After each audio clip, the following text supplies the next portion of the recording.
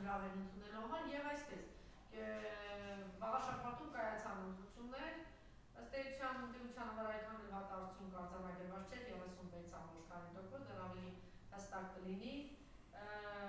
Ընտրությունը տարբեր ճակատներով գնաց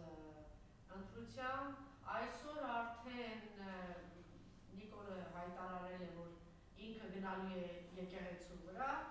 եկեղեցու ուղղությամբ, մենք տեսնում ենք մի քանի ձախողում այդ առումով, իբրև շատ վաղուց էր հայտարարել, բայց հստակ չէր իրա որ չգնաց, այլ մի քայլեր սկսեց գտավ, այսպես ասած, ուրացող կահանաների, ոնց որ թե դա էլ ավարտվեց, որովհետև հիմա արդեն գնում է ուղղակի պատարագի է մասնակցում, ասում են մեծ մարդկանցով կգնամ 200-300 հոգի են իրեն ուղեկցում, ինքը կգնա եկեղեցու վրա, թե եկեղեցին այն տեղն է, որտեղ այլևս չկա մեծ այսպես կամ այնպես հարցեր, շատ ավելի մեծ, շատ ավելի միավորված մեր ընդդիմությունը, մեր ժողովուրդը կգնա պաշտպանելու հայ առաքելական եկեղեցու, ես այսպես բոլոր հարցերը տալիս եմ, որ դուք ավելի ընթացքում ձեզ չխանգարեմ։ Եվ արդյոք այն անձը, որ հայրը Արցախյան պատերազմներ անցել, Արգիշվի Մեղագյանը, ինչ եք կարծում, այդպես էլ ինքն էլ կգնա եկեղեցու վրա, թե չի գնա, թե ինչու ոչ, մարդը եթե օգնում է իր մասնակցությամբ, իր աջակիցներով, որ Նիկոլի հետ միասին վերջին բանալին վերջին պատուի տտա, որ բացի դռները Ալիևի համար ինչու որ գուցե կգնա։ Ես այսպես տարօրինակվեցի, որ ձեզ չխանգարեմ ընդհանրական։ Ես սկսեմ ամենավերջից երևի թե եւ նաեւ մեր համար ամենակարևոր թեմայից եկեղեցին։ Ինչպես եւ մենք տեսեք ֆիքսեցինք Նիկոլ Փաշինյանը այսօրվա իր հայտարարությունները ինքը արեց զուտ իր խմբակի համար։ Այսինքն ինքը արդեն այնքան խնդիր ունի, որ եթե նախկինում ինքը դիմում էր միայն հբարտ քաղաքացիներին, երբեմն նաև օրինակ դիմում էր առհասարակ ժողովրդին, բայց ինքը այսօր ուղղակի դիմեց իր խմբակին, որովհետեւ իր խմբակի մոտ ինքը ցույց տա, որ իրենից դեռևս ինչ-որ բան ներկայացնում է։ Իսկ արդյոք ինքը կօգտագործի այս առիթը եկեղեցու վրա կանալու, իմ կարծիքով ոչ, որովհետև մենք շատ հստակ տեսանք, որ ինքը որևէ ռեսուրս չունի եկեղեցու վրա գնալու։ Եթե ինչ որտեղ ծանոթ բարեկամ, խնամիական կապեր, ոստիկանություն եւ այլն մասնակցեցին ընտրություններին եւ փորձեցին ընտրություններին ապահովել իրենց համար ավելի ցանկալի արդյունք, միևնույն է իրենք դա չեն կարողանալու հաստատել եւ օգտագործել եկեղեցու դեմ։ Մենք ես դեռևս Օհանավանկի այդ վերջին հայտարարությունից հետո ես պատարակ չասեմ, որովհետեւ պատարակը ինքը շատ սուրբ բան է եւ չի կարելի նման մարդկանց հետ կապել, այդ վերջի պատարակից հետո արդեն պարզել որ ինքը պարտվեց նաև եկեղեցու դեմ իր հերթական այդ արշավանքը եւ Թալինում նորից պատարակ անցկացնել 3 գնալ Վայոց ծորում պատարակ անցկացնել ինքը ուղղակի փորձեց իր պարտությունը, իր հայտարարությունը որևէ կերպ այսպես սվաղել, ծեփել, գնալ առաջ, ոչ ավելին։ Հետևաբար ի պատիվ կրկին վեհապար Հայրապետին, ով էս ընթացքում չափազանց զուսպ, չափազանց հանգիստ, ինքը դիմակայեց այդ ամեն ինչին, ինչը շատ կարևոր էր։ Այսինքն ինքը բացարձակապես թույլ չտվեց, որ մի փոքր թեկուզ իր աստիճանից իջներ, հասներ այն մարդկային, չգիտեմ, թերմացքի մակարդակին եւ պատասխաներ եւ իրականում սա այդ բարձրությունը ինքը շատ կարևոր է նաև ու հետագայում էլ մեզ բոլորիս դա շատ է պետք գալու այ վեհապարից շատ բան կարժի սովորել եւ տեսեք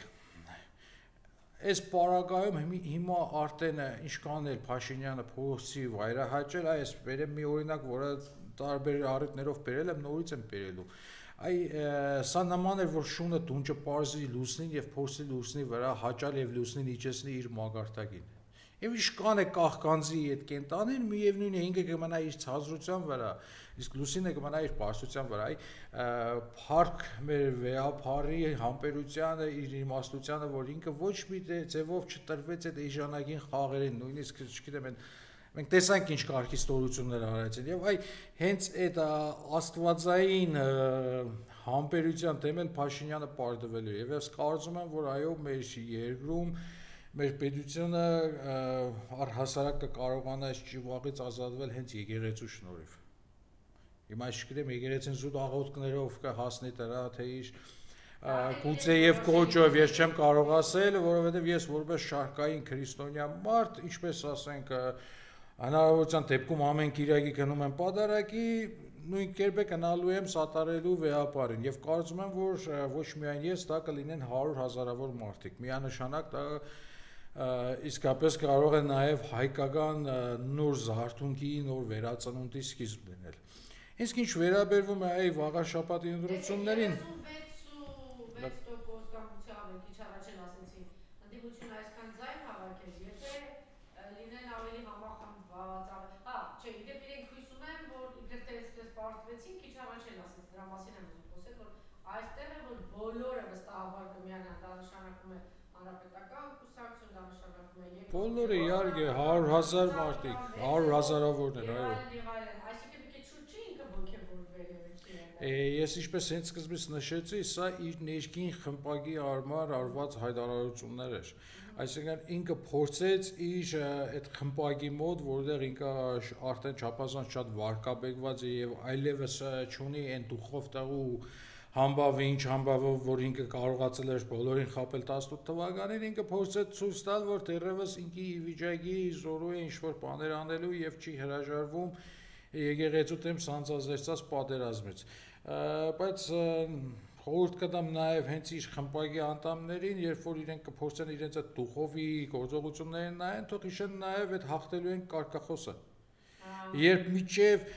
վերջի պահը, միջև նոյեմբերի 9-ը բոլորին համոզում էին, որ հաղթելու են, բայց արդյունքում այդ նմանատիպ բան մենք ցավոք սրտի չտեսանք, մենք միայն տեսանք կորուստներ։ Այսինքն ինքը ընդամենը այսօր խնդիր ունի գոնե այդ փոքրաթիվ մարդկանց մոտ իր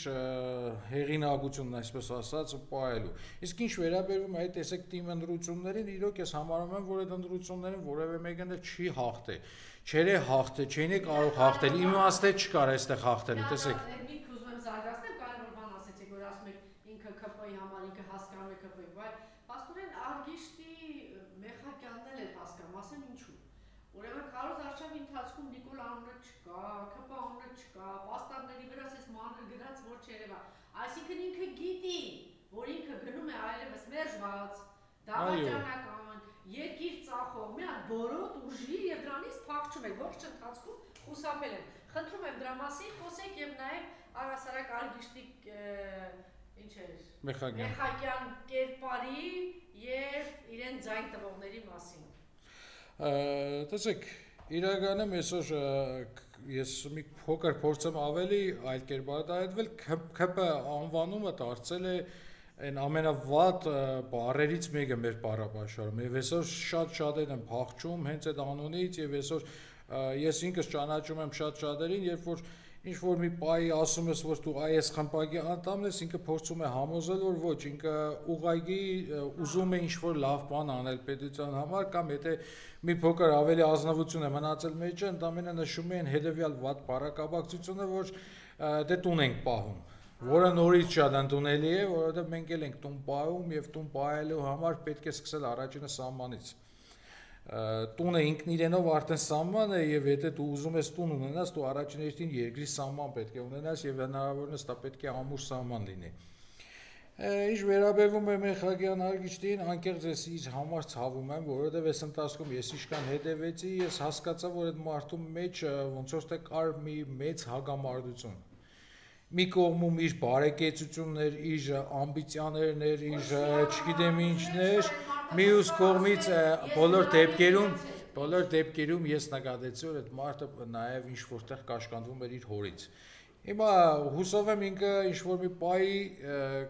իր հոր հիշատակի համար կկանի այնպիսի քայլեր, որով գուցե մենք մոռանանք նաև այս ընթացքը, որ ինքը համագործակցել է կամ աշխատել է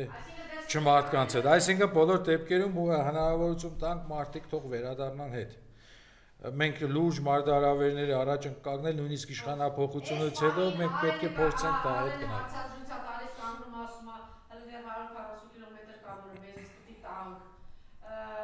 Սյունիքի Վանի Միջանցքի հարցը արդեն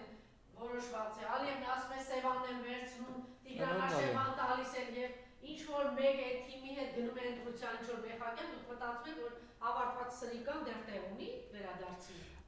Բոլոր դեպքերում 21 թվականից հետո որ Նիկոլի կողմը դեռ տեղ ունի վերադարձի։ Տեսեք, դուք շատ կարևոր դիտարկում եք անում։ Ես հիմնականում ձեր հետ համաձայն եմ, բայց բոլոր դեպքերում կարծում եմ նաև կարելի է որոշ մարդկանց, շատ քիչ մարդկանց կարելի է շանս տալ թեկուզ զուտ իրենց ծնողների աբրածի վաստակի համար։ Զուտ այդքանով։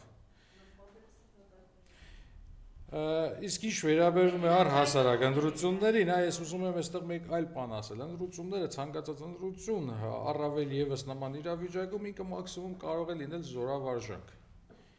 Այսինքն Նիկոլ Փաշինյանի հետ իր օրակարգով, իր պայմաններում գնալ ընտրությունները արդեն իսկ պարզ էր, որ արդյունքը չէր կարող լինել դրական, հաղթական,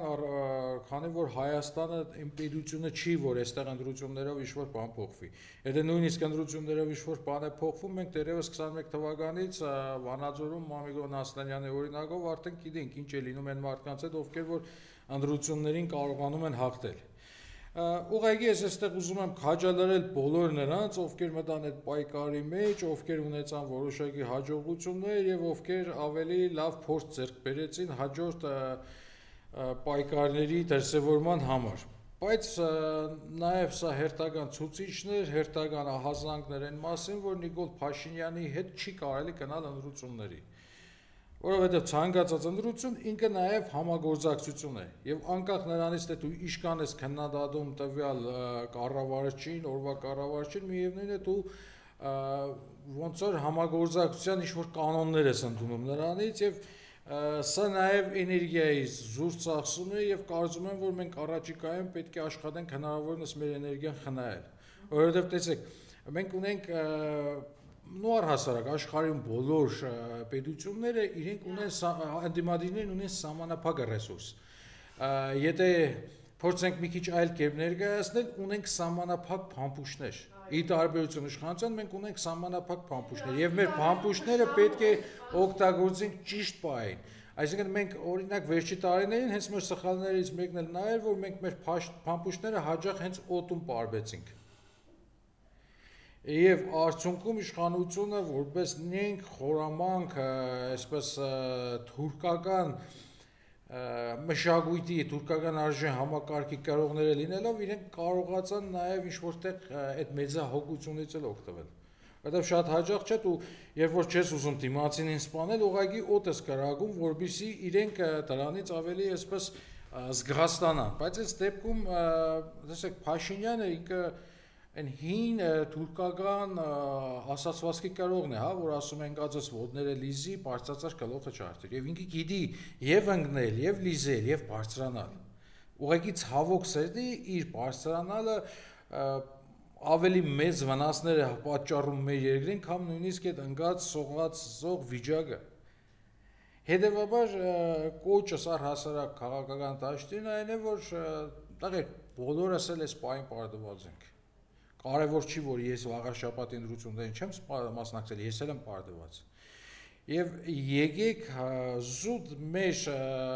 այսպես ասած հավակնություններից ելնելով չտանենք բոլորին պարտության։ Այլ ընդհակառակը մեր յուրաքանչյուր փամփուշտը հնարավորինս փայփայենք եւ կրագենք միայն այն ժամանակ փոխաբերական, հուսով եմ քննիչները չեն գա հետևիցս, կրագենք այն պահին, երբ որ ամենամեծ հավանականությունն է, որ մենք կարողանանք դրանով խոցել այն թշնամուն, ով այսօր մեր պետությունը տանում է լիակատար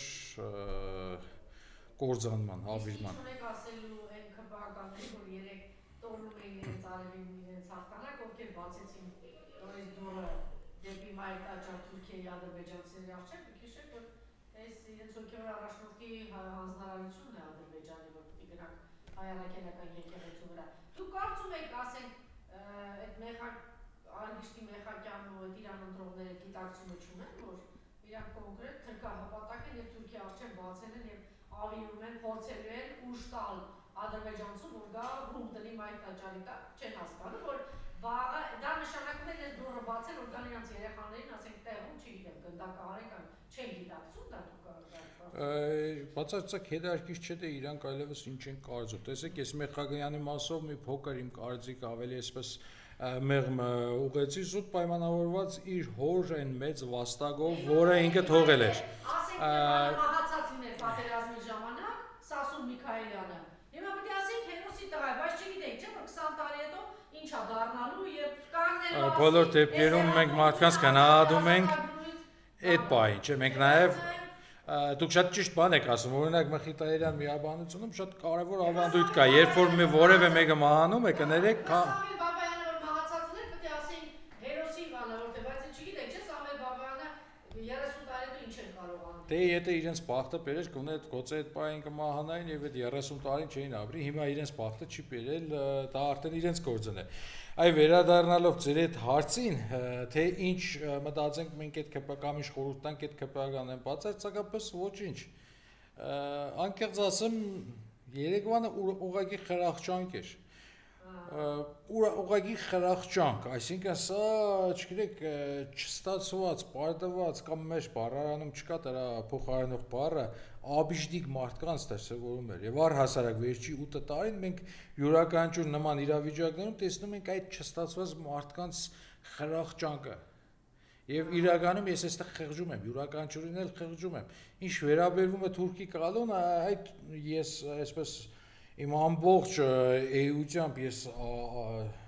թշնամի եմ համարում այդ ժողովրդին, բայց այդ ժողովուրդը ունի մի հատ շատ կարևոր լավ առանձնահատկություն։ Ինքը առաջինը մշտապես ջարդում այդ ուրացողների, դավաճանների գլուխները։ Հետևաբար, որ ասում եմ դեռևս կարող եք ինչ որտեղ կանգնել, սա չի նշանակում ներելու մասին։ Գիտեք,